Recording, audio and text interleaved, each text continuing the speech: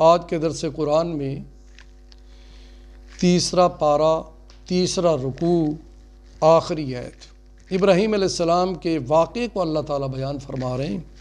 وَإِذْ قَالَ إِبْرَاهِيمُ رَبِّ أَرِنِي كَيْفَ تُحْيِي الْمَوْتَى۔ جس وقت ابراہیم علیہ السلام نے اپنے رب سے کہا کہ اے رب تعالیٰ، اے مولا کریم، میں یہ دیکھنا چاہتا ہوں، نظارہ کرنا چاہتا ہوں کہ تو مردے کو زندہ کیسے کرتا ہے۔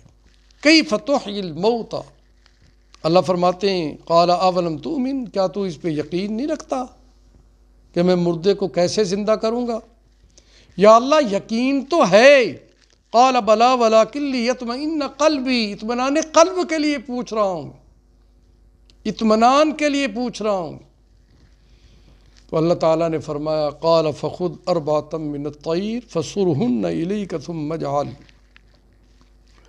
کہ ایسے کر میرے خلیل، 4 پرندے لے اور ان کی پرورش کر، ان کی خدمت کر، ان 4 پرندوں کی اتنی خدمت کر کہ وہ تجھ سے مانوس ہو جائیں، اور جب وہ مانوس ہو جائیں تو پھر ایسے کرنا کہ ان کو ذبح کر دینا، ان کے گوشت کا قیمہ کر دینا، پھر وہ قیمہ پہاڑوں کی چوٹیوں پہ رکھ کر آ جانا، اور پھر ثم اجعل علی کل جبل منہن جزءا ثم ادعوہن یأتینک سعیا، پھر پہاڑ کے ایک جانب کھڑے ہو کر ان پرندوں کو آواز دینا، اپنی طرف بلانا، اور پھر میری قدرت کا کرشمہ دیکھنا۔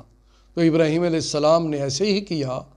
پھر جب ان کو پہاڑ کے دامن میں کھڑے ہو کر آپ نے بلایا تو وہ پرندے یأتینک سعیا، دوڑتے ہوئے ابراہیم علیہ السلام کے قدموں تک آ گئے، قدموں میں پہنچ گئے۔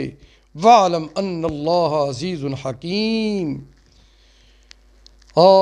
بے شک اللہ تعالیٰ غالب حکمت والا ہے۔ کیسے اللہ تعالیٰ مردوں کو زندہ کرے گا؟ ابراہیم اپنے خلیل کو اللہ تعالیٰ نے دکھا دیا کہ میں ایسے ہی مردوں